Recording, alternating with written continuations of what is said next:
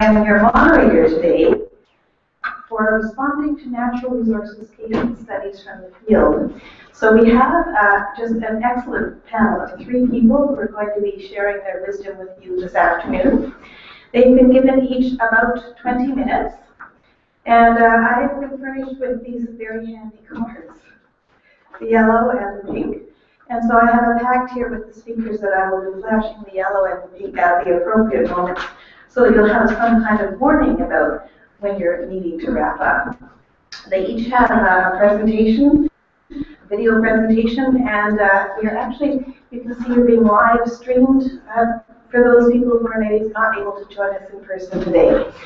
So I'm just going to start by introducing briefly, starting right here immediately on my, I think this is my left. This is my left.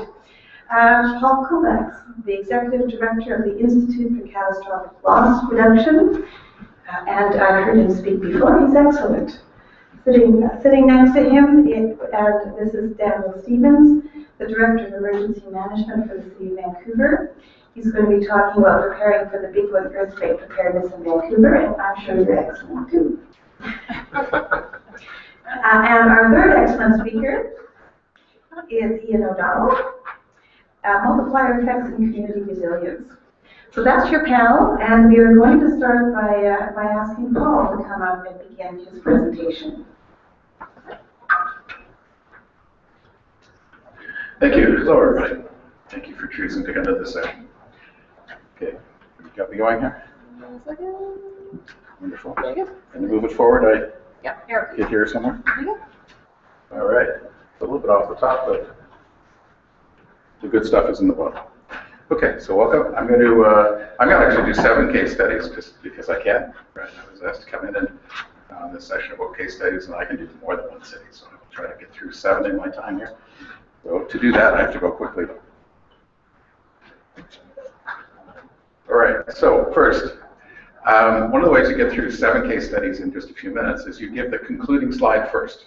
So here's my conclusion. Extreme rainfall, it's an event that's affecting a lot of communities all across Canada and the US as well. So this is most surveys and other things done at the local level saying this is the #1 climate issue. So this is an issue that's affecting a lot of people. Our group does research to support this. There's a lot of different studies and information available out there for local governments if you choose to call and use that research. So there's a good solid science foundation to choose to act as a community. Most of the work we're finding is not some long-term planning anticipation of climate changing. It's responding to an event. There's been a really bad event and the local community takes action. That's one of our findings from the research. And then we're putting out a book called Cities Adapt, and I've got 7 stories today, but I've got about 30 stories so far that I've written that are going to be part of the book of cities that are adapting to climate, to extreme weather. So that's my conclusion first. So now I can stop if you want. All right, so that's a picture of the flooding in Calgary last year and the flooding in Toronto last year. So it's something that's in a couple of big communities, but it's all across Canada. We had a long list of communities that's had flooding the last few years. This is an image of a fellow who's gone into the basement to save his beer can collection. That's raw sewage that he's gone down in because he really needs those beer cans. This is what you should not do for sure kind of story. But a reminder that a lot of water can do damage to property, but can also be a health risk and have a lot of other complexities as well. This image happens to be from Calgary last year, but we've had a very large number of communities where you have taken the destruction from the water and just had to dump it out front and take it away as debris. So this is an issue that is showing up in many, many communities and doing really serious harm. Just a moment on this one. This is a chart from the insurance companies that fund some of the work we're doing. The green line is what % of the payments made by insurance companies are cleaning up damage from a fire. And the orange line is payments by insurance companies, mainly because water gets into homes, but there can be other weather-related issues there as well. So not too long ago, 30 or 40 years ago, there was $5 paid by an insurance company for fire for every dollar paid for water. And for some time now, it's been roughly equal.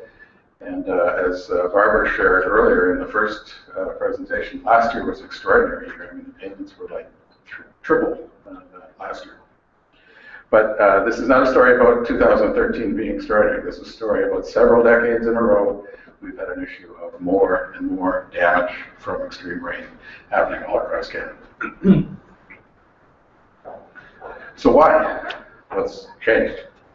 So a few of the reasons. There's a lot more people living at risk. The image in the upper right is a promotion saying, here's a great place to build a house. Come flooding right there. Come build your house right here in the middle of the flood. So you've got people choosing to live in very inappropriate places. You've got infrastructure that's getting overwhelmed and not doing the job it used to do. And the bottom is a commercial trying to get people to change their basement from a place where you store things into a place where you put lots of expensive stuff that can get damaged by water. So the world is changing in terms of many different drivers leading to damage. But the one that everybody started talking about is climate change. I don't know if climate change has led to much of the increase we've already seen, but it's going to be a big driver going forward. And I've been doing work for the last 16 years with the Intergovernmental Panel on Climate Change. This is one of their many charts, and this one says that the intensity and frequency of precipitation is rising in most parts of the world, and certainly in most parts of Canada. So we're expecting more of these large storm events going forward. This is looking ahead for the next 100 years. So our institute, we were set up back in '97. Our funding comes from insurance companies. We're based at Western University. We look at things that can be done to reduce the loss of people dying, the number of people dying or property damage from storms and earthquakes. And our goal is to provide the science foundation for people to take action. So one of the areas we've been very actively involved in is this risk of water damage. So this website we have called Basement Flood Reduction.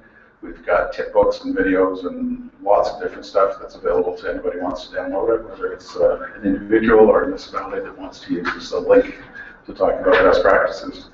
We've got several hundred municipalities who use this as their advice to the public about how to protect themselves from water damage. This is just an illustration of several $1 million of research that we're trying to give to people who can use this. One of the other things we do is we partner with cities and we retrofit a house and invite the media to come in and say, hey, you can do this too. So this was, in this case, the City of Toronto, but we've been working our way back and forth across the country, and we're going to Calgary this spring. And we try to choose a house and retrofit it for the local risks and then prove that you can protect the house and make it more resilient.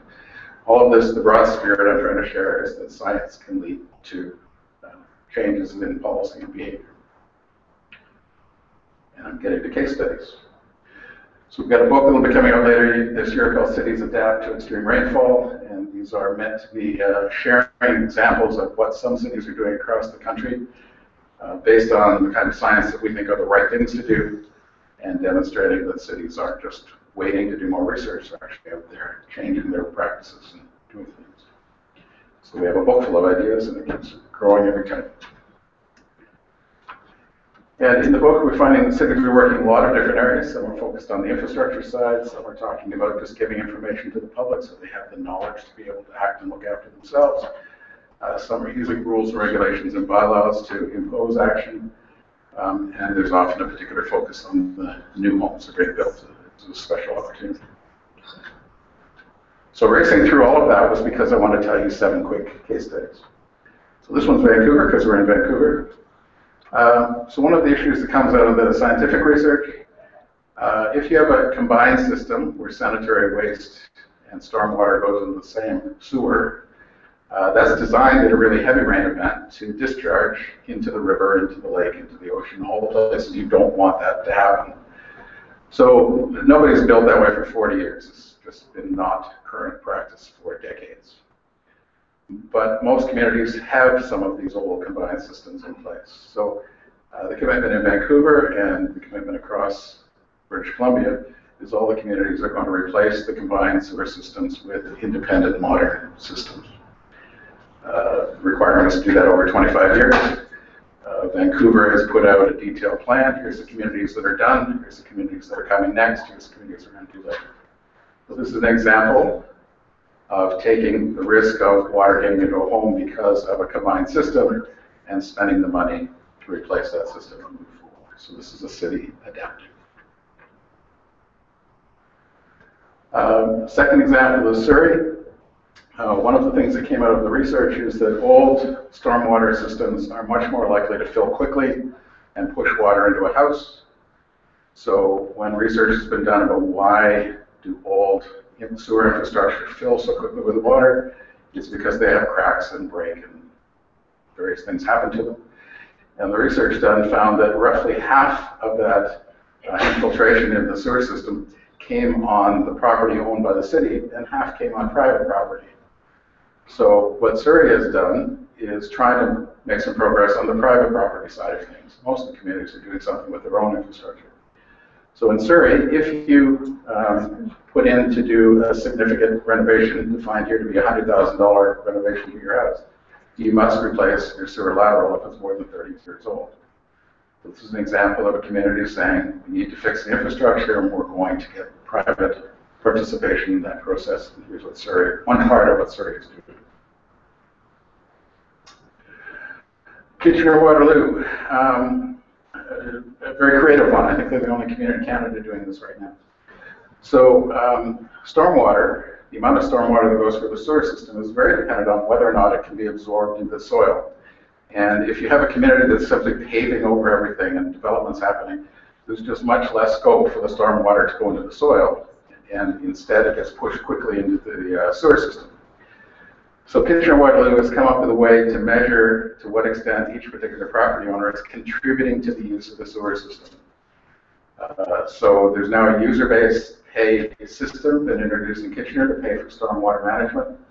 Homes that have a stormwater management pond or a water cistern or water true storage or permeable pavement will all get a discount on the stormwater fees that they pay in Kitchener-Waterloo. So this is an attempt to try to give financial incentives to companies and to homeowners to try to have more permeable surfaces in Kitchener-Waterloo. So again, an example of adapting to extreme rainfall causing property damage. I get through 7 pretty quickly. I'm working through my list here. Quebec City. Research consistently shows that if you get your downspout connected directly in the sewer system, when it rains, the water quickly overwhelms the sewer system, and there's a growing risk of water getting pushed into a home through the backup of sewer systems and causing damage.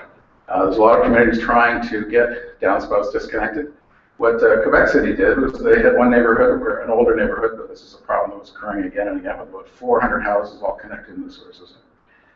And over 2.5 years, they just had this really aggressive communications program where they kept coming back at these homeowners again and again until they got 100% of them to disconnect their downspouts. So again, a degree of success that hasn't been beaten, and well done Quebec for keeping at them. The first letter just said it would be a nice thing to do. The second letter said it would be a nice thing to do and the city will pay for it. The third letter said it would be a nice thing to do, the city will pay for it, and by the way, it's required. And the fourth one said it's a nice thing to do, we'll pay for it, it's required, and there's a fine. I mean, they just kept coming and coming until eventually they got to 100%. Markham. A reverse slope driveway means that you have a parking facility underneath the house. Just from the image, I mean, it's just inviting water to just come pouring into that house, and it does, and it does damage. So Markham has passed a bylaw. It's illegal in Markham to build a home with a reverse slope driveway. For the many homes in Markham that already have a reverse slope driveway, they've tried to build up the capacity in front that the water will get collected before it pours into the driveway and perhaps get into the system. Markham is working hard again to choose this one element and say reverse slope driveways is one of the factors that has been contributing to basement flooding, and they're trying to prohibit it going forward. Saskatoon. Like a lot of communities, they have had these intense rain events, and it leads to significant damage. One of the things that comes up is when the storm sewer gets overwhelmed, the water starts to back up and push through the storm laterals into the home.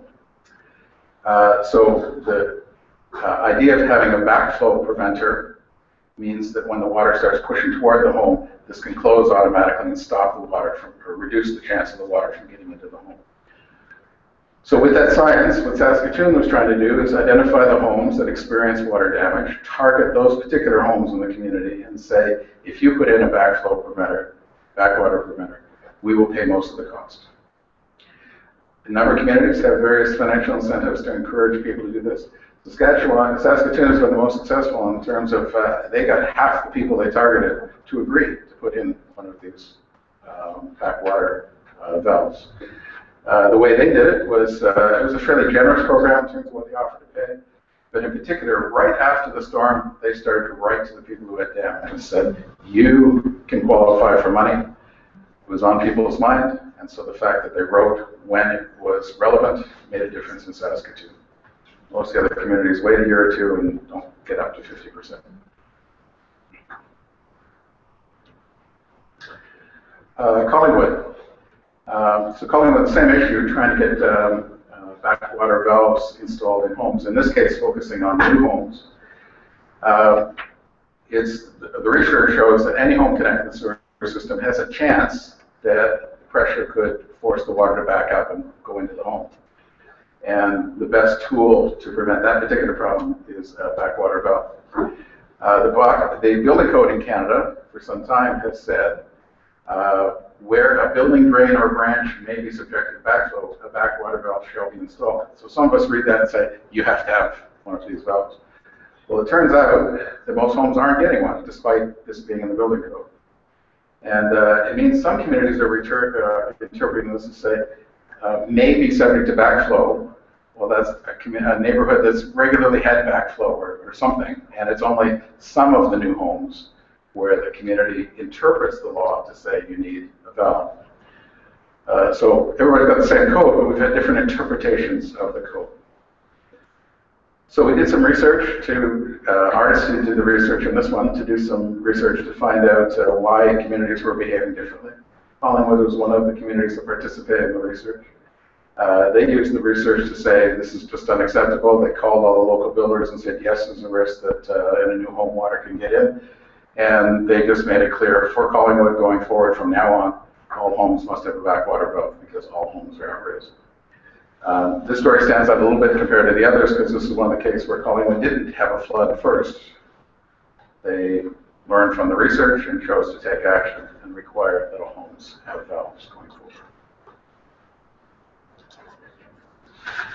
So I'm on my last slide, and I'm behaving myself. So I got through 7 case studies, a little bit of background, and to repeat my conclusion from before. First, extreme rainfall is something that's happening all across Canada. It's happening now. I do work for the Intergovernmental Panel on Climate Change, and the research is saying you're going to see more of it coming forward, but it's happening right now. And almost every community, there's scope for action here, and we are finding that there's also a very strong science foundation for what actions can help. There are many different choices, as I've shared some today, but there's clear science to support local decisions to say, I'm going to do something, and here's what I'm going to do because the science says this is right. Most of the experience that we've seen looking across the country, something really bad happened. It was a really bad storm, and the community found that it was unacceptable to have that risk again, and so the community reacted after the storm, pass new rules or put incentives or bylaws or something, and take action so that that hopefully would not reoccur. So the trigger for action was usually an extreme event, although there were a few cases we came across that did things differently. And our goal is to put out a book with many different case studies and then share that with communities across Canada to try to get some of these stories out there better and to celebrate the leadership that's happening locally. So thank you.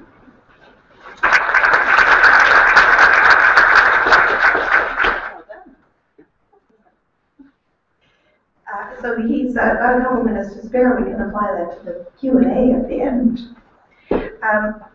And next up, we have Daniel Stevens, the Director of Emergency Management for the City of Vancouver. We've got a little technical changeover you need to do here. Hopefully smooth. You never know.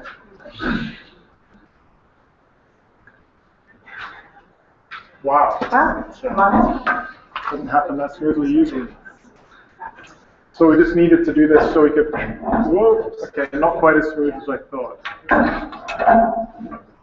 This is the improvised audiovisual system for the video.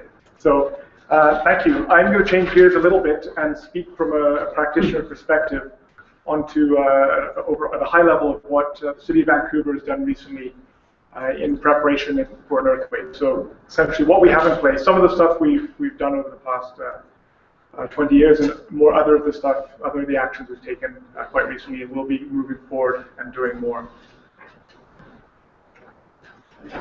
So we're going to talk about the earthquake, very high level, earthquake risk in Vancouver, and again, what we're doing about it. And to start, so to set the stage, I'm going to attempt to play this video. That might be the more challenging piece. And this is something that I'll talk a little bit more about it in a moment.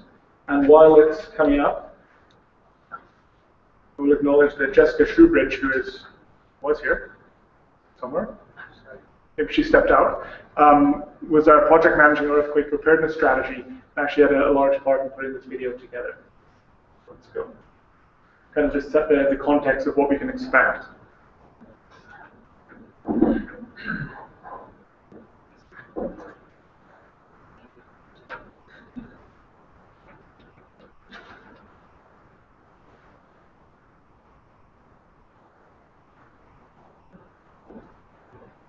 This is where the sound is supposed to come in.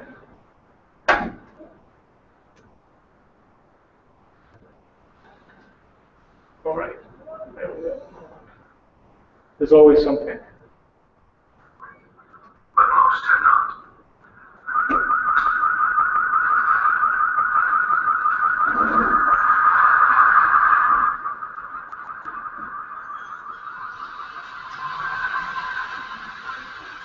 It's a rainy morning in Vancouver. You hear that? Across the region, where 2.2 million people are going about their daily routines, tens of thousands are commuting into downtown Vancouver, over bridges and through tunnels. Some of these people have prepared themselves, their families, and their businesses for an earthquake, but most have not. At 10:07 a.m., the largest earthquake to hit the Vancouver area in modern times begins. Intense shaking lasts for over 30 seconds. Fires ignite across the region as gas lines rupture. 90,000 buildings are damaged, 20,000 of them beyond repair. When the shaking stops, thousands of people are trapped or injured. Loved ones are separated. Phone lines are overloaded.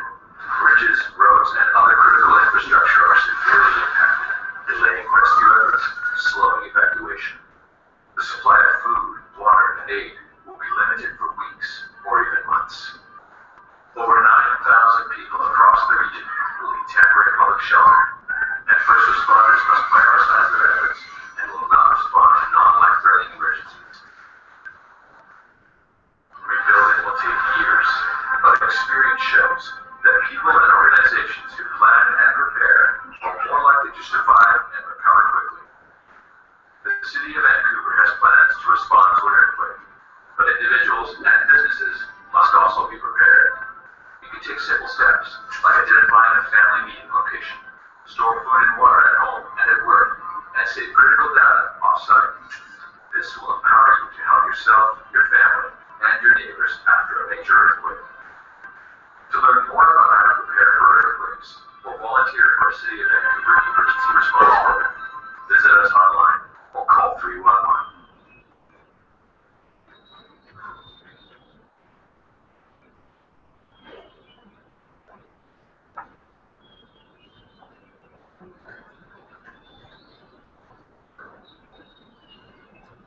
Tricky with the green on.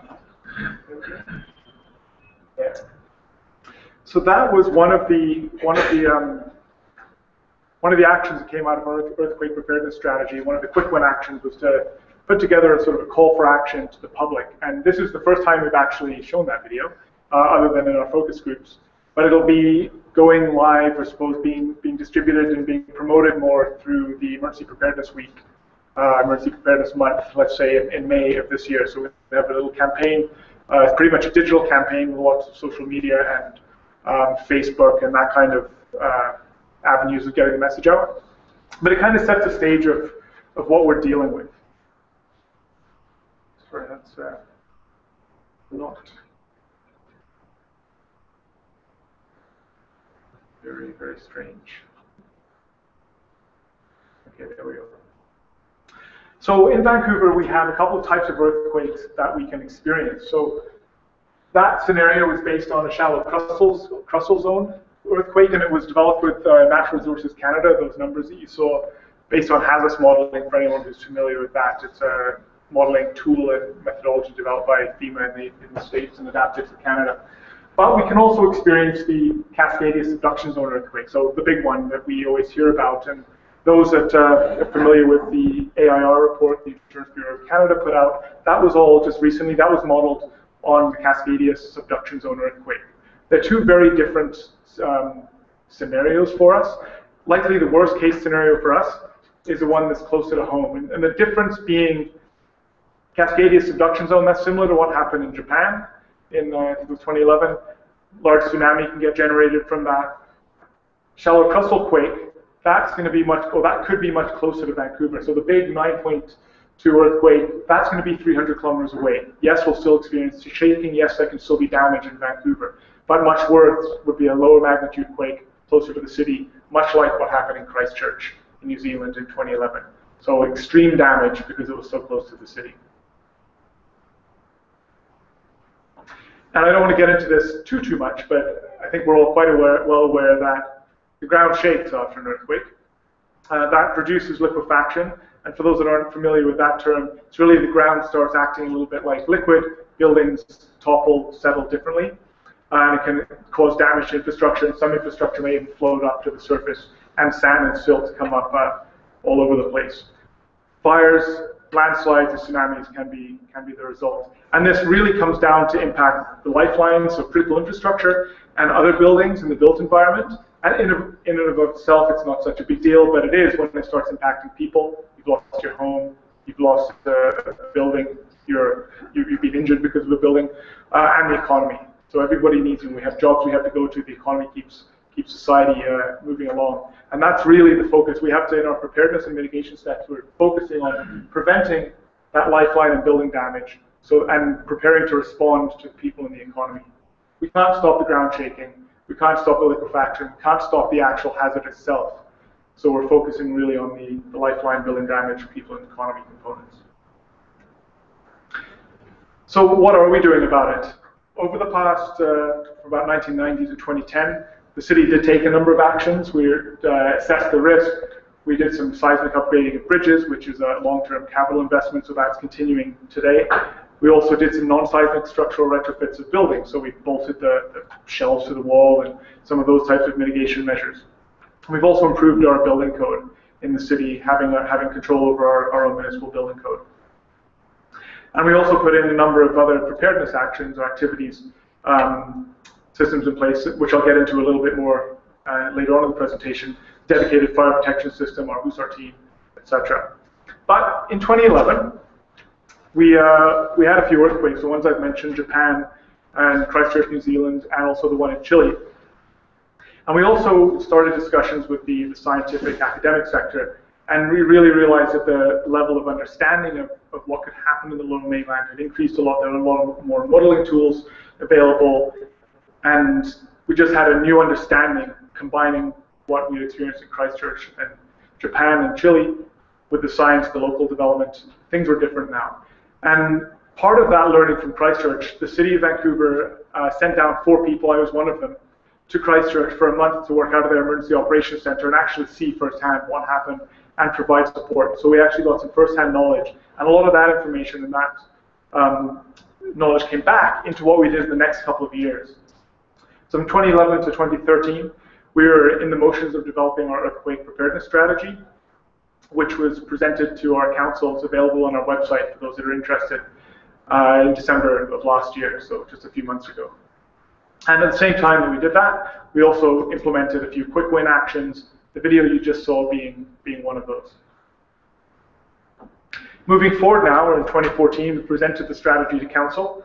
We're implementing the strategy and some of the actions within it. There were quite a number of actions, and a number of them have been prioritized in our corporate business plan for 2014, and then they'll be acted on in future business plans. Will further move some of that work on.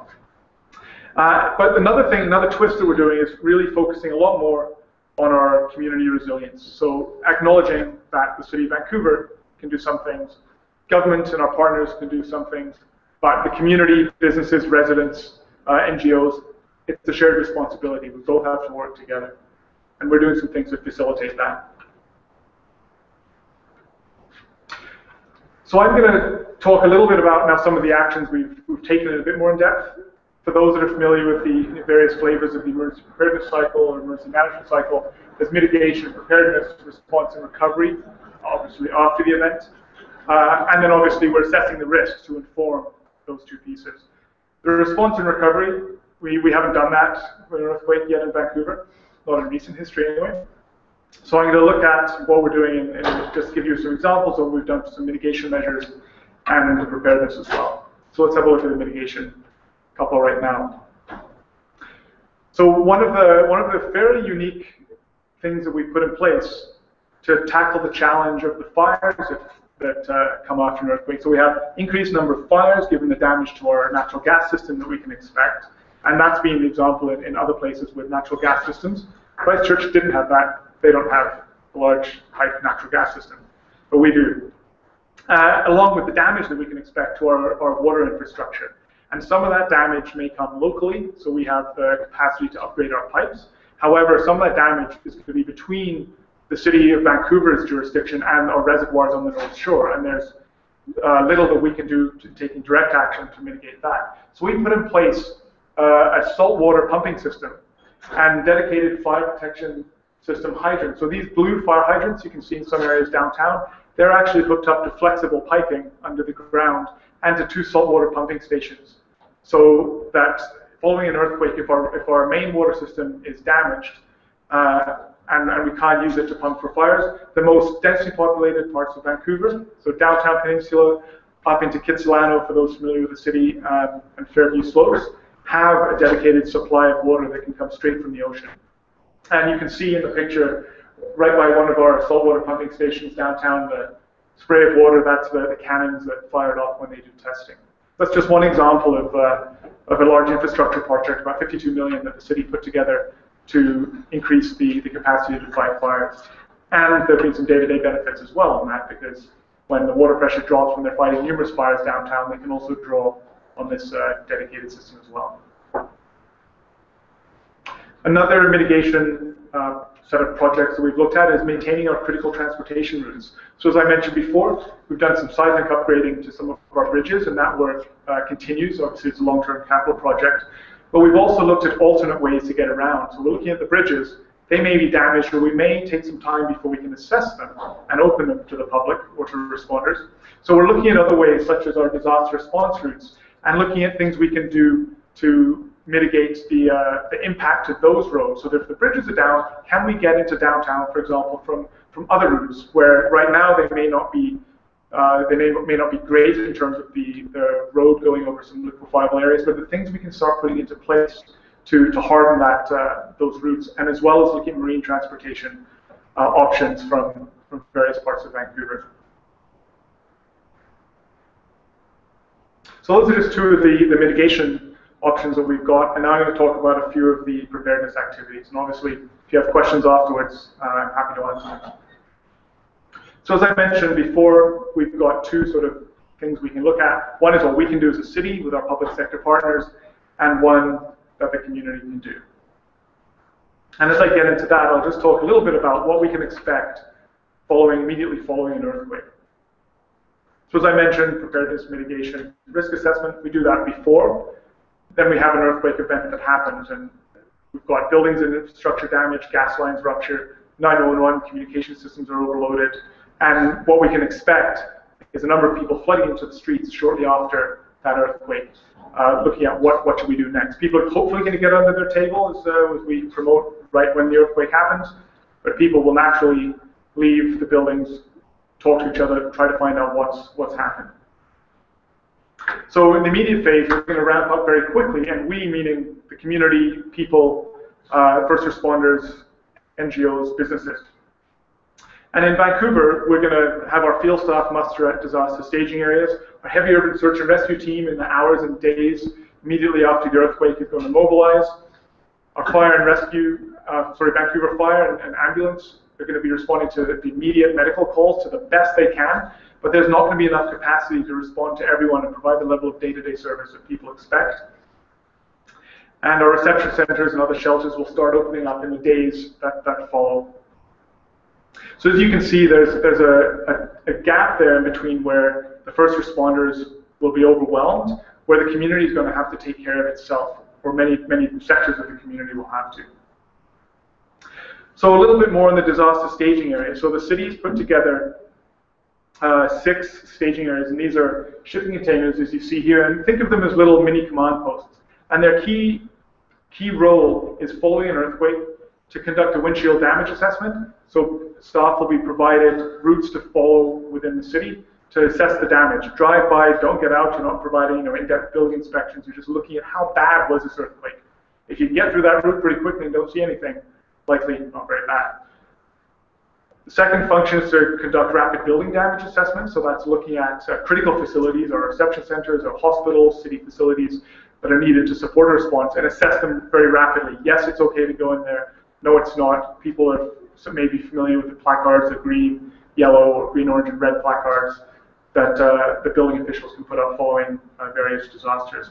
And the third piece is to get the engineering crews they're going to muster here as well, go out and open up critical transportation routes. Because the responders aren't going to be able to get around unless the key routes, the key roads are accessible. And so for those familiar with the city, again, here's a map. These containers are sort of like a little mini command post. They've got communications, power, damage assessment kits, and numerous other supplies within them.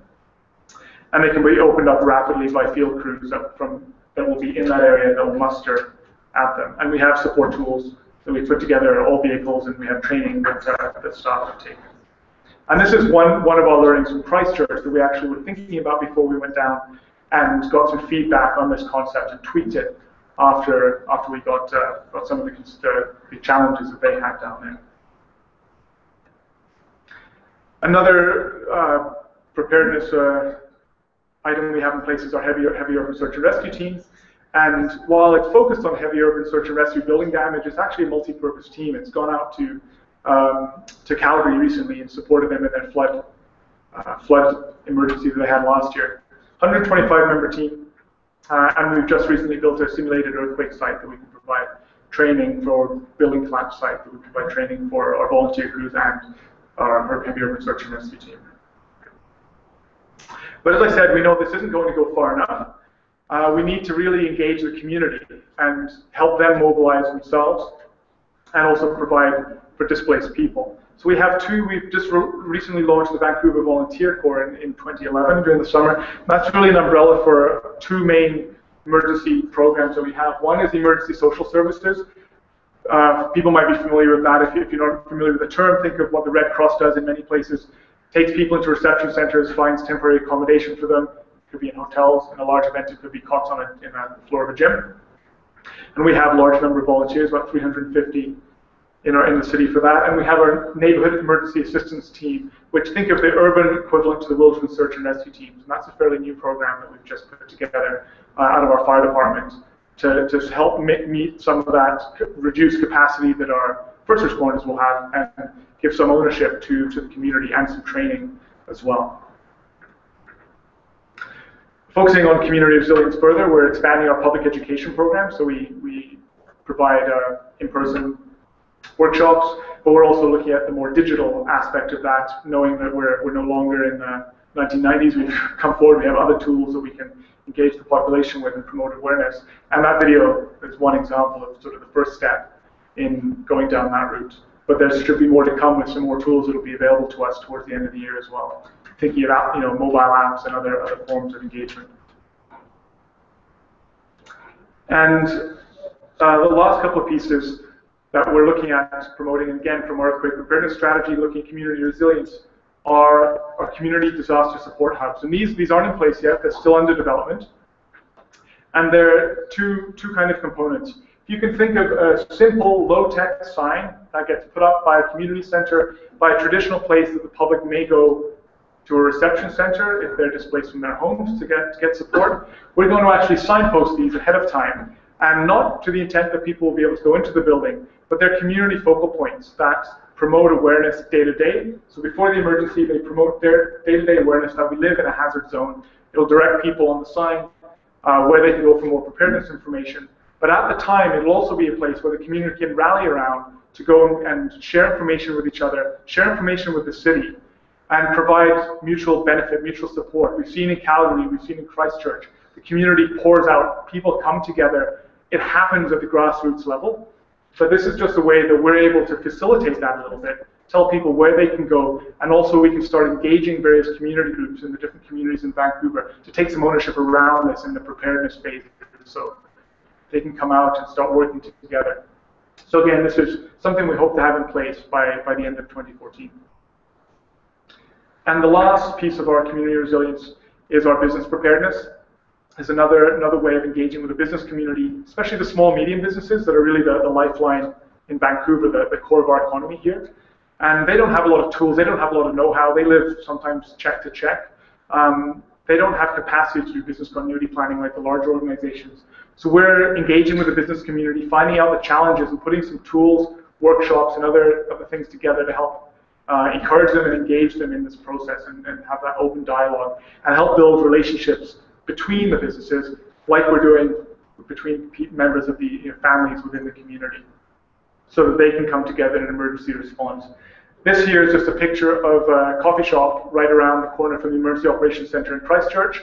They couldn't operate out of their building, but they figured they're going to grab some of their supplies, come outside, put together a little coffee stand, and it was a fantastic need. There was nothing in the area, no places to go get coffee, no places to get food, and we think, oh, the life safety rescue part of an emergency, but very shortly after an earthquake, that stuff's dealt with, but you've got weeks and months afterwards that people need to go grab coffee. People want to get back on their feet. And this is just one example of an innovative business that went forward and tried to make the most of a bad situation. And we'd like to facilitate this kind of dialogue. Can businesses work together to help build more resilience in the community? Thank you very much.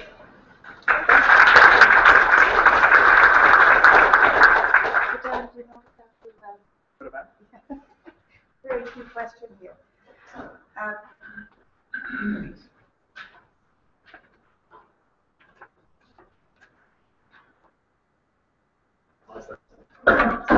You don't have any slides? No. No slides, so no presentation? Thank you. We will have a time for a few questions at the end of all of our presentations. I'd like to introduce you to your third speaker here. Reference to the Red Cross in the earlier presentation. Ian is from the Red Cross. He is the Manager of Research and Urban Solutions of Global Disaster Preparedness, Ian O'Donnell. Thank you, Charlie. I should say I work for the American Red Cross, or a center that the American Red Cross hosts with the International Federation of Red Cross and Red Cross Societies to maintain a global disaster preparedness center that's meant to be a resource center for the entire Red Cross network, which ranges across 189 countries. So it's a pleasure to come up here. I have to admit, I'm not all that familiar necessarily with the context here in Canada. It's been fascinating just to be part of some of the discussions this morning and to hear more about all the activity that's happening and things that you're already doing around resilience and preparedness. On the Red Cross side, the Red Cross is an organization or a set of organizations that have existed for quite a long period of time. In fact, more than 155 years now, the Red Cross has been active, often in terms of looking at issues around conflict, is where it started, and how we treat people that are injured in wars or that become prisoners of war.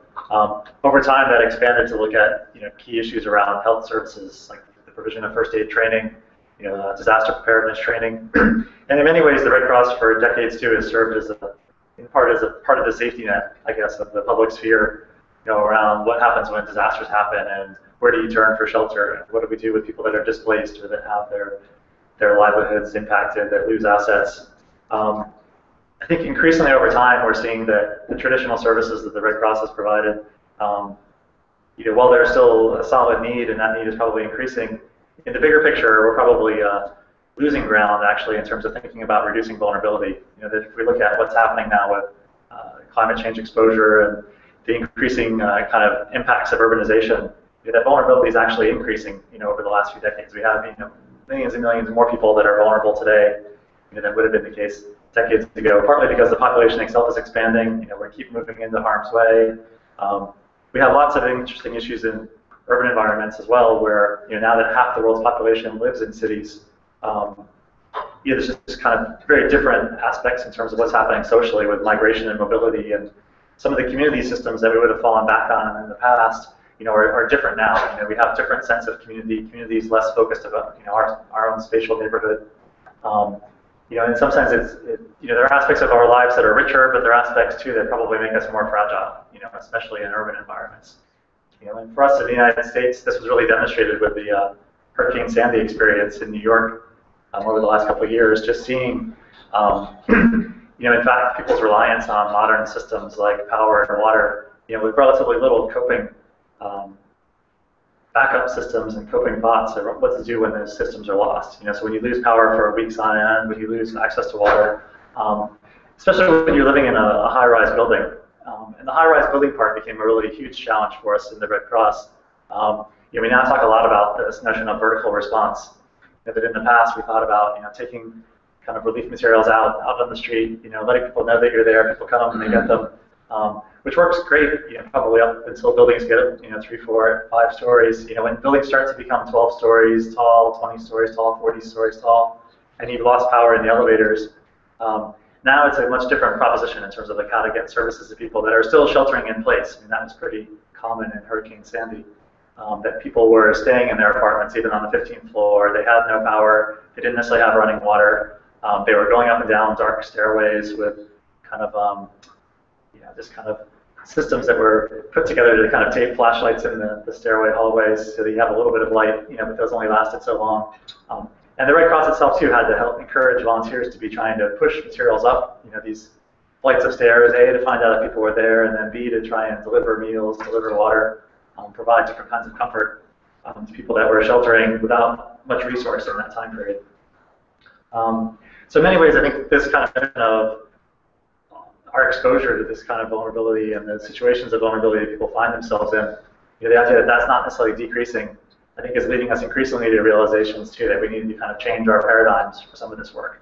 The work we traditionally do on individual preparedness, is certainly critical. The safety net piece is critical, but we also need to think more about this whole notion of community resilience and how the Red Cross works with other organizations to support communities really to increase their own resilience. I think it's pretty widely acknowledged now in most parts of the world that we can't rely on kind of first responder assistance in the first 72 hours, 3 days after a large disaster event. And yet it's interesting, when we do surveys in the US, we still get results. Like there was one done recently in central New York, where 57% of the people that were responding to the survey still thought they would get help from first responders, in the first 3 days.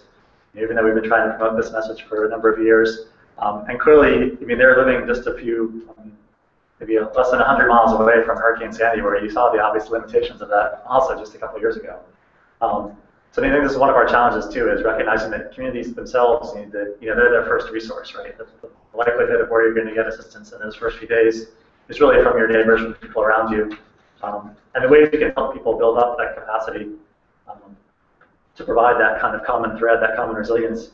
I think we're trying to look at more seriously what role the Red Cross can play and how we can help galvanize kind of communities' own efforts to build this resilience. Interestingly, a large part of this work for us now, I think traditionally the Red Cross too has been, it's both its own organization, but it's also kind of a way of transforming kind of public offers of assistance. Most of the work that the Red Cross does is driven by public donations. It's a lot provided by volunteers who are coming to the organization wanting to provide some kind of assistance. Corporations giving donations. So it's like these offers of assistance that the Red Cross is helping to transform into different kinds of services that are helping people. Looking to how we think about this process working in the community resilience sphere, I think one thing that's become apparent to us too is that In general, we're trying to focus on communities that are particularly vulnerable. And often this is poor communities, often it's migrant communities. That we think about this, especially in cities. It's interesting coming back into this kind of context around urban planning. I did my own graduate studies in urban planning, but I've been kind of working in this more humanitarian response side for the last 15 years. And it's curious, I think a lot of the work we do now is actually trying to help communities think and understand better how governance processes work in cities.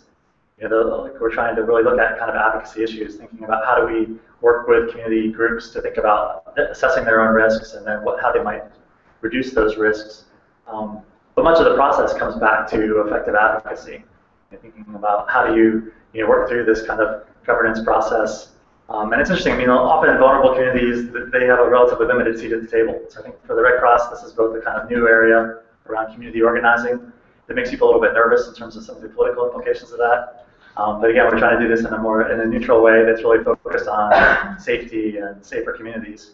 But then also it's a new skill set, for lots of people in these communities, and understanding that they can be advocates, that they can raise these issues up.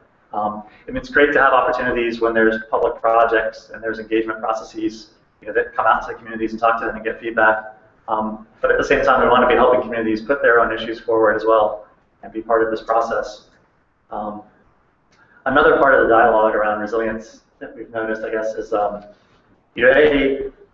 think often we have to be kind of cautious with, well, we have a strong brand with the Red Cross, which is really useful in many contexts. In other ways, too, we often have to downplay that brand and really look at how we can partner effectively. We have great examples of this. I was in a meeting last week where we had colleagues come in from Georgia, in the southern part of the United States, that we're talking about building up a network of faith-based organizations. So starting with church organizations, but gradually expanding to both Muslim organizations and Hindu organizations in the area around Atlanta. But really to build a network of faith-based organizations that were interested in promoting resilience. And he was talking about some of the challenges of doing that, starting with providing technical assistance from the Red Cross side, but over-branding too much where they were sending things out on Red Cross letterhead, and then had to kind of dial that back a little bit and think about how could they promote this network on its own. But the network, too, has really kind of thrived in the meantime. It went from starting with just 30 groups initially, and now they have over 200 members. Are looking at how can they replicate that in other parts of the state of Georgia, so moving further away from Atlanta. But really seeing the kind of network take on its own life, and that the Red Cross is there to provide some still technical backing, but in large part it's really these other organizations that have taken the lead now, moving the issue forward. And I think increasingly we see that kind of partnership as being a key way, how we need to do this kind of work in community context, that it's the community's ownership that's the key part, and how we partner among ourselves.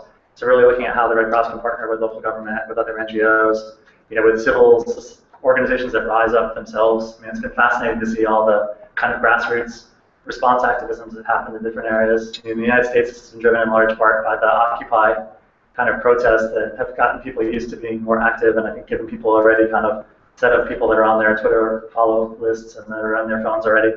So when the events happen, it's Occupy groups that are spinning off and responding to Hurricane Sandy, responding to the floods that happened in Colorado a year ago. The other interesting piece about resilience, it's interesting to hear people talk about the word a little bit. And one of the previous sessions I was in, people made some references to what we understand by resilience. Most of my own work is done internationally, thinking about how the Red Cross, different parts of the Red Cross help each other develop stronger capacities and new programs. And resilience is really, it's kind of both a really useful concept, and that it helps us get over this divide between humanitarian and development, between emergency management and planning. But at the same time, there are all kinds of nuances that exist in English that are really challenging to capture in other languages. So we part of the benefits of resilience is it has these really nice connotations around resilience in an engineering context, in a kind of biological context. It's not a polluted term yet in terms of many of or it wasn't until recently maybe, in terms of this divide between humanitarian and development worlds internationally. But at the same time, in lots of other languages, it doesn't really have these nuances. At least there's not a single term that captures them. So we lose a lot of that value in trying to figure out how to talk about these issues. It's been one kind of interesting challenge that the more we rely on thinking of resilience as a bridging concept, the more dependent we are on it too in these other countries and other language contexts.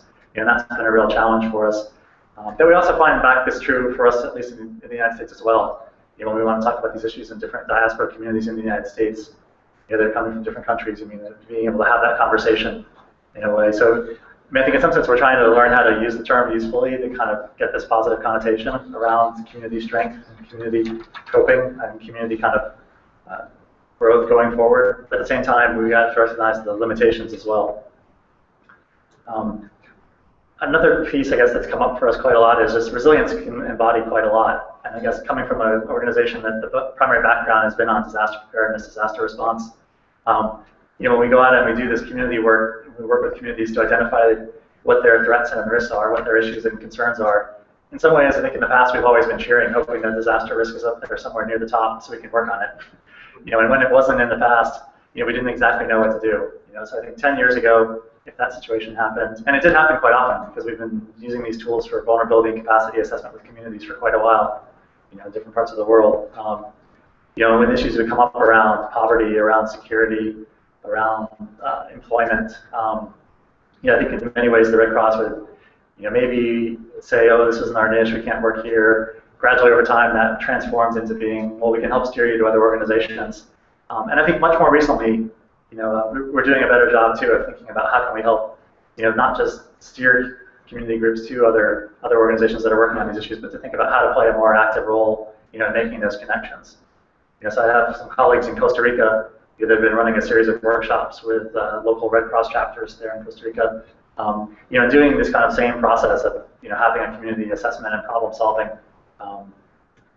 program going on. You know, when they go out to each of the communities, the issues that were come up in the first couple of sets, I mean, a lot of them were around transport, you know, access to employment. You know, other ones were around security and issues with the police.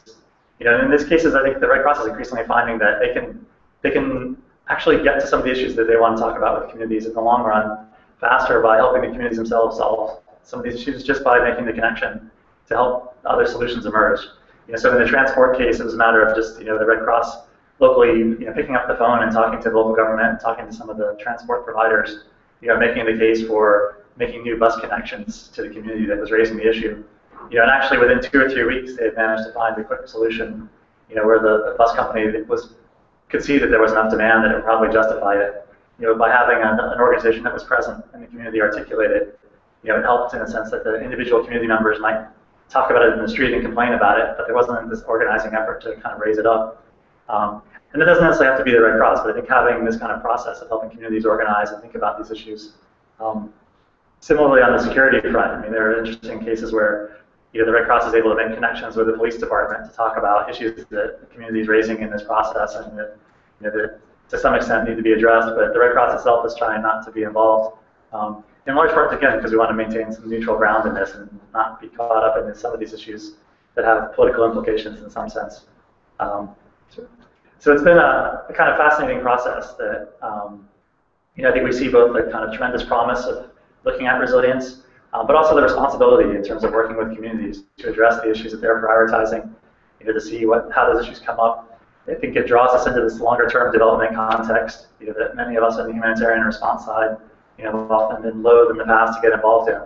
But I think resilience is good in that sense too. It draws us together in these partnerships. Lots of it outside of the bounds of what our individual institutions can provide. You know, no one institution can provide all these different aspects. You know, so thinking about how again do we partner to come together and help communities again identify these chances, these opportunities to find solutions.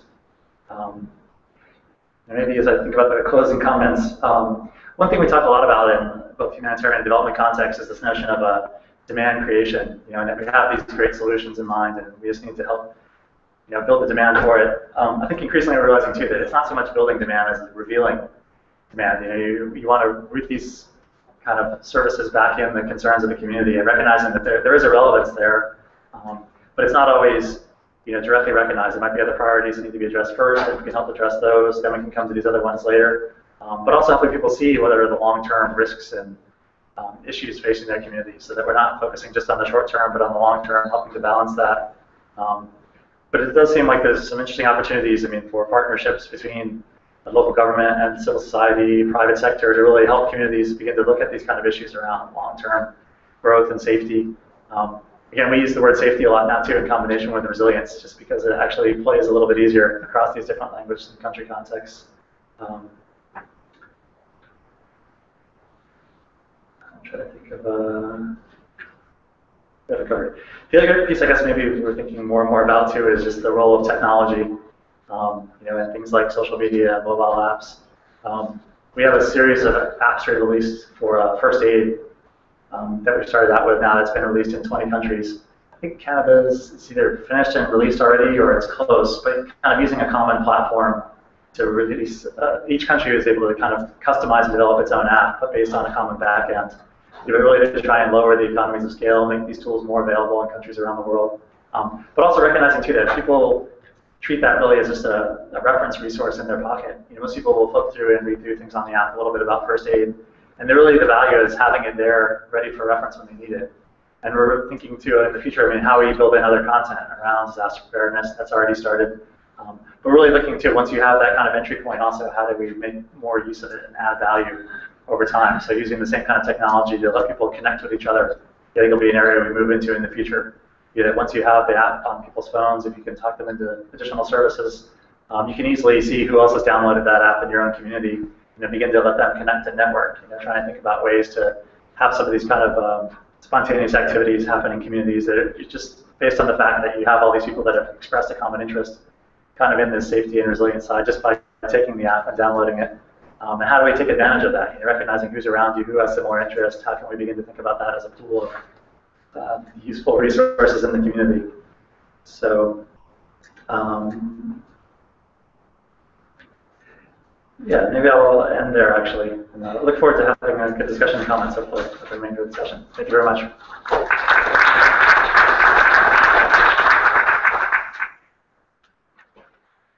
Okay, so we have a good 10 minutes for questions. For Paul on extreme rainfall, for David on earthquake preparedness, for Ian on community resilience. Is there anyone who's got a... would you mind sharing your name when you get up to ask the question? It's Christine Zimmer. I work for a conservation authority, so I deal a lot with floodplain management and preparedness. And my question is actually for David, because I was very interested in what kind of demographic study or market research or how you went about looking at how to engage people to volunteer for the volunteer program or whatnot, because when even those people affected by basement flooding and flooding events, we found that uptake rates for disconnection and different mitigative measures than like 5%, even for those people who have experienced flooding. And so we're having to look at more of a marketing approach to try and incent people to make changes to their property. So I'm just wondering if you had you mentioned focus groups or demographic studies, and then how do you also deal with different cultural and language issues? So, yeah, sorry, it's for me, right? It's Daniel, sorry. It threw me off. So for the volunteer programs, we have the Emergency Social Services program that was existing, that was sort of led to the problems. We use our own volunteers here in British Columbia, rather than like some places use the Red Cross and other groups, though we do partner with other organizations as well. So we had that sort of based it on, but we for the volunteer, we took several approaches. One was really looking at the type of people that volunteered for organizations in places like New Zealand and the United States with their programs. And so we were able to target some of those groups. We knew we needed a similar program here, there was a gap. So we looked at some of those existing groups and went after those people. But we were very, very broad in our promotion of it. So for the volunteer program, we weren't targeting, we weren't promoting just the one group, sort of a broad campaign. The other avenue that we took was looking at engaging them on an ongoing basis, because we knew that there aren't disasters all the time in Vancouver. Luckily, in most places there aren't. So we need to do something to keep it going over and over. And we looked at the model that was quite successful through the Olympics, the Blue Coats that they used, our 2010 campaign, and that was put on by NAL. That was sort of their ambassador kind of role, a volunteer program that they had. So we actually went to the database that exists for people that have already said they'd like to volunteered for NAL. And one of the legacy things was for this database to continue existing so that other groups could tap into it and to promote new volunteer opportunities. So that's one avenue that we went to. And we built into our disaster program the public special events during public safety role, so that even though we have our ESS and our e-volunteers, we also have a larger pool of sort of general volunteers that I didn't really touch on. But everybody is invited out to special events like a celebration of light, fireworks competition we have downtown in the summer, some of the large parades and other large events. It's used as a risk mitigation measure for us.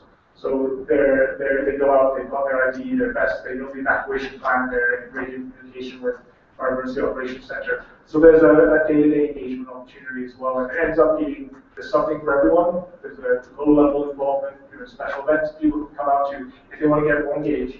They can go into one of the specialized teams like or ESS.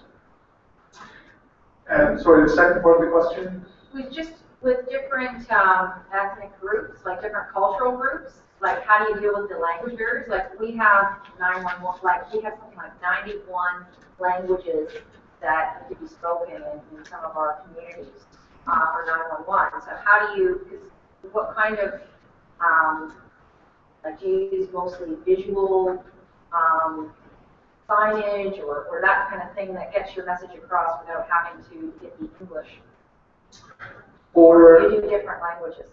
For our volunteer program, for those we haven't branched out into other languages except for the emergency social services piece, where they're beginning to use they've got a little booklet with visuals on them that they can use to help convey messaging over. We also use telephone services for translation, sort of live translation. But for our public education campaigns, the video right now is just in English at the moment, but a lot of our public education workshops, we engage volunteers, and we have the workshop presentations, while they're mostly visual. We have the key points that are on the titles of the slides that are translated into, I think, 3 or 4 languages at the moment. And we engage native speakers in those languages from the community to deliver those. Like those community signs that you had, like how do people know? Right, that's something we're working on. That was just sort of a rough demo. Like that's not going to be a sign that's going to be used in the future. Whatever we do use is going to be something that's visual with some with a text below, like a small sign below that explains what it is, and we will target various, depending on which part of the city, we will add other languages to those explanation signs as well. Okay. It sounds like there are some good benefits to having a large sporting event in your town. Maybe that's one clue. I wonder if I could also ask Paul to address this question because he had a number of case studies that might be helpful. Watch Ian making notes. Ian's got lots of examples of these. Yeah, Christine, we've talked before. It's important to experiment and try different things. Vancouver, I think, is leading. I think on the volunteer side, Vancouver's doing some really creative stuff. And I'm looking around for advice to start. British Columbia generally. I often come out here to see some of the volunteer work is just at a whole different level. But in part, it's a commitment. It's just a lot of effort put in here to keep the volunteer system. Ian, do you have anything to add? I also said that, one really good resource is companies and organizations. I think it's an area that it's a challenging area. So we get lots of offers or lots of interest around having like all the employees in a company site or an organization site volunteer for like one day. And part of the challenge is like how to take advantage of, you mentioned being flexible options, encourage people to volunteer in different ways. But we also need kind of interesting opportunities that allow us to kind of absorb lots of interest all at once, because lots of the volunteering interest actually appears that way. You just spontaneously around events and people see happen elsewhere, or it's kind of within the organization that they work or are already associated with. So trying to find solutions to take advantage of it. There's kind of bursts of volunteer interest and activity that we're all going to have to figure out good solutions for. Great. Are there some other questions? No? I know I've done another hand with that, so I'm going to come back to you. And again, would you mind sharing your name with us? Yeah, my name is Stephen Schmidt. I'm actually presenting for on this, but I wanted to ask you guys a question about if you have any experience in your organizations in the utilization of solar energy applications for kind of preparedness or recovery in disasters, and particularly for Red Crosses. There been any sort of talk or use of that? I'm thinking about like mobile solar generators or things like that. Ian? Sure.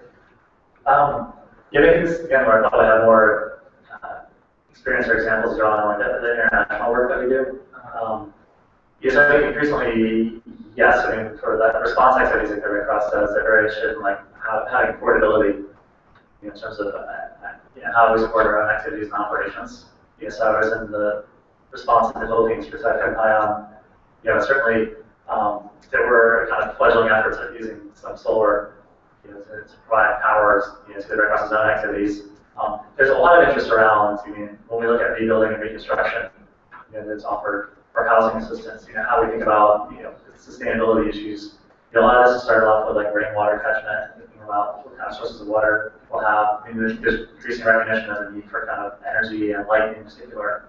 I think there are, lots of interest around solar. It's one of the areas too where in disasters, lots of technology solutions come out that are suggested. But one of the challenges is how to put them into play in a kind of relatively large scale also. Specifically in like large international disasters, you're trying really to think about how to help people rebuild housing that's on the order of 5,000 or 10,000 houses in the space of 4 months or 6 months. I think lots of the technology solutions we see both in architecture and then some of the kind of the technology aspects, are things that can be done on maybe a smaller scale with a very interesting solution. Can we really do it at a bigger scale in a quicker time frame, and that way they can be like locally maintained and supported. And that's one of the big challenges. We need some in Vancouver. We have looked into it for some of our disaster staging areas. For example, we looked into options for solar and for other types of energy. The amount of energy that we needed, given the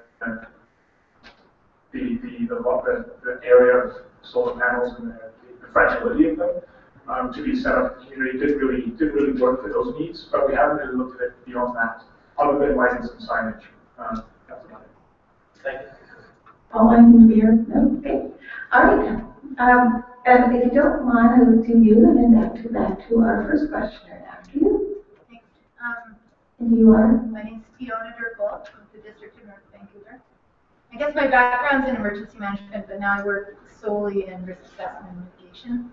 But I was interested about this topic of the hubs that you have in Vancouver. And is that to address convergent volunteers? Is that one of the areas? Because I think it's interesting about Ian's presentation as well. I see that that's a real gap for us in local government, is the ability to coordinate and kind of maximize the efficiency of people that want to help you. You want to encourage them because they'll feel less like victims themselves during. Yes, and but not only. We'd like to partner with other organizations to help drive that. We don't want the city we're not really wanting to take over that and try to manage all the volunteers. We know that the Farming Army and the Student Army in Christchurch, they came out and they self-organized. The various groups in Calgary became organizations coming together, the local rugby team getting together, and maybe they were focusing primarily at first on cleaning out each other's, or impacted families' basements from their team. Then they branched out. So we don't want to come and try and organize that and take that over. We still think there should be a grassroots ability to come together, but we also want to provide or we want to enlist existing organizations and networks, whether it's community groups, whether it's in certain, maybe it's ethnic groups in certain areas of the city, or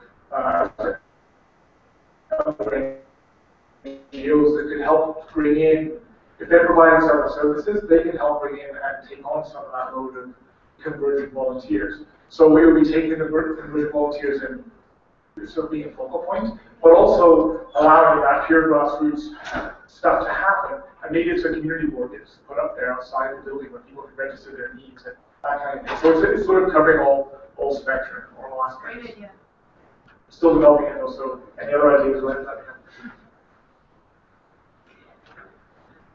Mine's quick, kind of plays off that. I'm Dawn Ursat from the Justice Institute of British Columbia, and playing off of that that piece, is it possible to have kind of, and the Red Cross might have some of this, kind of an educational best practices recovery program for volunteers, and so how to work within your community, or how to like take this piece on or take that piece on, so that the people during that when you're educating people up front about earthquake preparedness, they might have these best practices as a community member to say, oh, you know what, I can take that on because I have a generator. I can take this on, I can bring my community together. Or that the hubs have a list of activities where you can self-organize yourself. I don't know if there's that kind of best practices, volunteerism database. Yeah, I think there's probably nothing quite as succinct as what you're looking for. I mean, I think we have Many case studies. parts of it. Yeah, I think we have like guides to thinking about like networking on resilience that kind of came out of a lot of like the experience American Red Cross had, for example, in Hurricane Katrina. Yeah, I think part of it is being able to pull together both things that are more general guidance with things that are looking at specific issues that come up, and how do we think about pooling those and letting people see these lessons from other contexts. Yeah, particularly in places where it was great to have an example of you haven't had this kind of larger earthquake in Vancouver, kind of historical memory. But how do we draw from these experiences elsewhere and lessons, and which pieces are relevant? Where is the context similar enough that we could use those same lessons? But I think, yeah, we're rapidly moving towards having some of the pieces for this, and it'd be nice to figure out how do we think about kind of sharing mechanisms that bridge across our constituency groups, make that happen. Yeah, I think that we don't have anything like that. We've done a little bit of research, but it's been basically focused on where our experiences. So we sent stuff to Calgary, where you'll see that got to see some of the first-hand tasks that volunteers took on there. Same with Christchurch, but we also got that. Those are just two examples of disasters, a range of things that we can face. So definitely would be helpful if the Red Cross would take that on. Okay, we've got another hand in the back. You? Oh, me? Oh, okay. No, I'm behind you. Sorry. I'm saying you for the last person who has a question. That's okay. I'm Thomas White from British Columbia, Ministry of Environment. And my question is about the opportunities for convergence on the climate change adaptation, long-term risk management, and immediate disaster response. And thoughts that you have around that. It seems to me that until recently, these have kind of been separate discussions, and that in some instances, but I'll ask you about the convergence and a particular example I'll throw out there. I have no idea if this is reasonable, but the concept of having ambassadors and people out there who are managing public safety on the response side. I'll draw from my own example. I live in a single-family house, wood frame, balloon framed, concrete foundation with no footing. It was kind of completely fall apart in an earthquake. But I know that there is guidance out there on upgrades that I can make to my own house to build resilience. And I'm wondering if there's, again, this idea of convergence, whether the same people who are out there and ready to volunteer as a response for an event, whether there's also opportunities to take a longer-term approach and use those networks to promote, resilience and getting private people like myself to make investments that protect us in the long term. Convoluted question, but where are the opportunities to bring these two conversations together? Okay, it's the perfect last question. All three of you take a turn. I can start. The Intergovernmental Panel on Climate Change Special Report on Extremes was a formal effort to try to bring disaster management and the climate change adaptation community together to do research together and to document this. And so it's for a few years now that the climate change written material has increasingly talked about the use of extremes and disasters as a mechanism. And in particular, that there's a window of opportunity, in particular a year or two right after an event where there's a lot of funds available and public acceptance that change needs to take place, responding to an event, hopefully in a way that you can prevent that from happening again or reduce the risk of it happening again.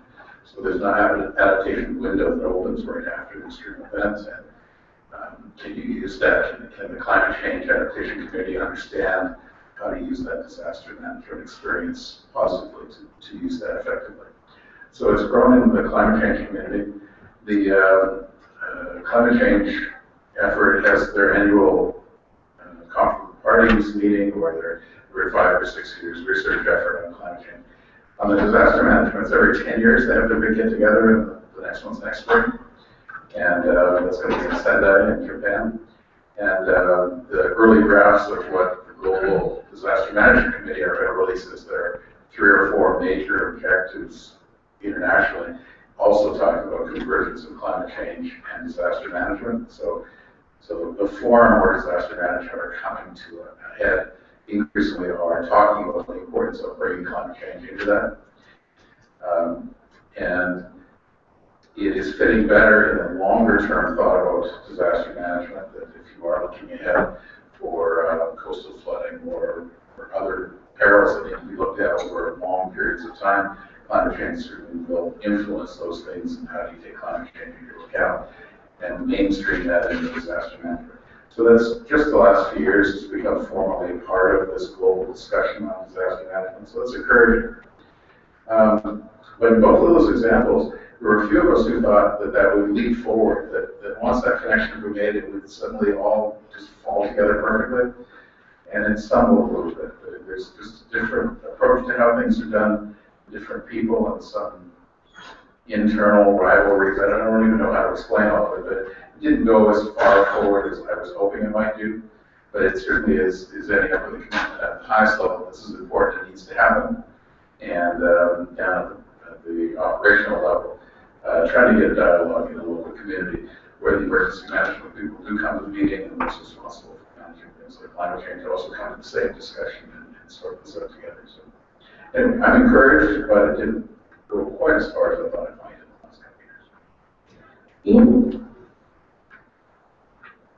I think it's clear that we're making most progress when the disaster risks are for events that are recurrent. I think that's true with both the kind of climate-related disasters and also with seismological disasters. I think one of the things that's interesting about the kind of longer-term risks is just the role of scenarios and how we portray those and how kind of graphic and realistic they are. It's kind of an interesting area of helping people to understand what some of the risks are long-term.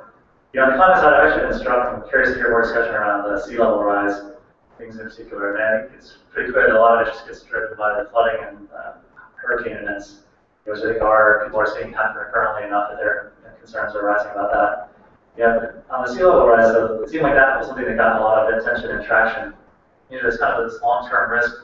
I think about something that's a risk over the next 30 to 40 years. That's sort of equates with what the earthquake risk is in lots of areas too. We'll talk about it in Tehran or Istanbul or San Francisco. There's 60%, 70% chance of an earthquake in the next 30 years. And it's curious how people think of these probabilities over these time spans. On the earthquake side, I think lots of people don't see themselves living in the same area for that long period of time. They don't factor it in the same way. But people did seem to have a different kind of visceral reaction to sea level rise, where it seems like something that's inevitable and it's going to affect us no matter where we go. I think it'd be interesting to look at kind of some of the psychology, the difference of how people understand probability, and how we talk about forecasts. I think that's a promising area, the notion of, we're thinking kind of in the shorter term, seasonal forecasts, things for a lot of the work, for example, thinking about extreme precipitation or droughts in Africa or Asia. But thinking about the role of forecasts too in these longer time frame events, and how we conceptualize that and take it on board is kind of a fascinating area that we worth paying more attention to. Daniel, last word. Yes, good question. We're quite well structured to be doing this in Vancouver, given that the Office of Emergency Management and the Sustainability Office have been 2 groups that report to one deputy city manager, so naturally we're forced to talk to each other. But because of that discussion, especially with climate change adaptation and the emergency management, especially the preparedness work, we've seen a lot of common overlaps in some of the risk assessments and some of the data we need to collect to drive forward both sea level rise and the earthquake preparedness. So we've actually been working, leveraging both sort of avenues to get some work done. And we presented in Germany last year, so a co-presentation between the sustainability and emergency management folks. I was there, and so we're trying to promote some of that work we're doing. Where we haven't done much work on is on the public education side and the volunteers. I think it's a fantastic idea that we can get out there and maybe use some of those same avenues to promote sustainability and climate change awareness, because climate change really is causing more emergencies and disasters. That's really what it's one of the pieces that it's doing. So there's both that response side, and there's also the mitigation. How can we not make it so bad? How can we make the built environment a bit better so that we don't have the same events, even if the weather is getting more extreme? So definitely some opportunities there. We haven't done a huge amount, but I think we're well positioned. And I think the last thing that helps position the collaboration is a sort of the change, a little bit of the change in demographics and the emergency management community as well, where it's been changing for a while, but where you've got some of the places where they have traditional emergency managers with folks that have been in the response community for their career and sort of retiring, coming to emergency management. I know that's a little bit of an extreme stereotype, not entirely accurate. Talking at the local government level at least. But now we're getting a little bit more into people that are taking a bit more analytical look at the emergency management at the practitioner level. I think that allows, there's these opportunities. We're less focused on response only. I think it's a big change. So it allows us to look at some of those collaboration opportunities too. Well, thank you. And on that analytical note, we've come to the end of our session, so would you join me in thanking our presenters?